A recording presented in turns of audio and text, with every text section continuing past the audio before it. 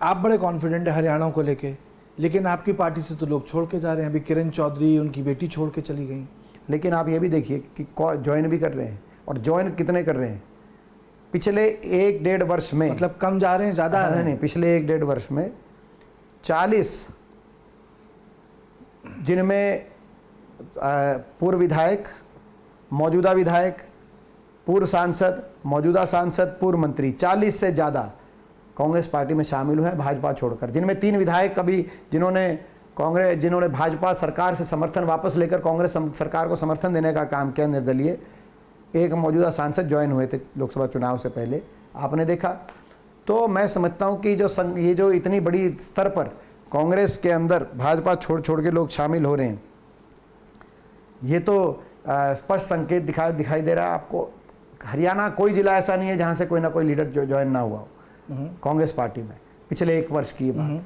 बाकी किसी का व्यक्तिगत आने जाने से कोई फर्क नहीं पड़ता। एक आधा कोई किसी का व्यक्तिगत स्वार्थ किसको कहाँ लेके जाता है, वो तो मैं समझता हूँ लोगों ने तो बता दिया, लोगों ने तो एक स्वर में बता दिया कि आज लोग कांग्रेस पार्टी के साथ हैं। लोकसभा का नतीजा ये दर्शाता है। इस बार का मैंडेट बड़ा अजीब है। एक पार्टी है सत्ता में है, खुश नहीं है। एक पार्टी है वो गठबंधन है, उसे सत्ता नहीं मिली फिर भी बहुत खुश है। ये कैसा मैंडेट है? मैं आपका जवाब दूं उससे पहले मैं कहना चाहता हूं प्रजातंत्र की जय हो। ये प्रजातंत्र का लोगों ने अपने मत से देश के संविधान को और इस हमारे देश की प्रजातंत्र को बचाने का काम किया है। इसी में लोगों की जय भी बोलना चाहता हूँ, भारत के लोगों की, भारतवर्ष के प्रत्येक नागरिक की जय। लोगों ने एक बहुत अच्छा जो ये संदेश दिया है, ये जो जनादेश दिया है, भारतीय राजनीति में संतुलन दोबारा से स्थापित करने का लोगों ने काम किया। और ये मैं ज्ञात रहे कि जो सरकार बनी है, ये सरकार अल्पमत की सरकार है। ये सरकार पूर्ण बहुमत से सरकार नहीं बनी। देश के विपक्ष के चेहरे पे एक चमक आई है।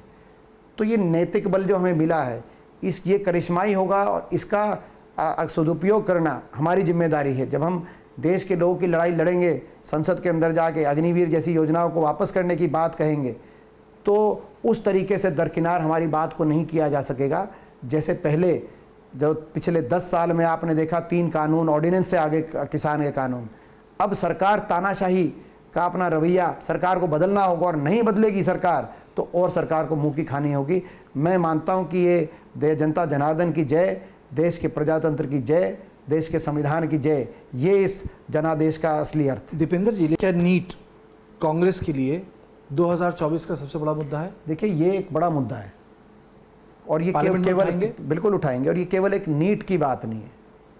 आप पेपर लीक घोटालों की बात आप देखिए, पूरे देश में एक नेक्सस बन गया पेपर लीक घोटालों का। हरियाणा में 33 पेपर लीक हुए अलग अलग रिक्रूटमेंट्स के समय। तो पेपर लीक, भर्ती घोटाले, आज पूरे देश के अंदर जो नेक्सस बना है भारतीय जनता पार्टी, ये व्यापम से शुरू होकर पूरे देश में फैला है।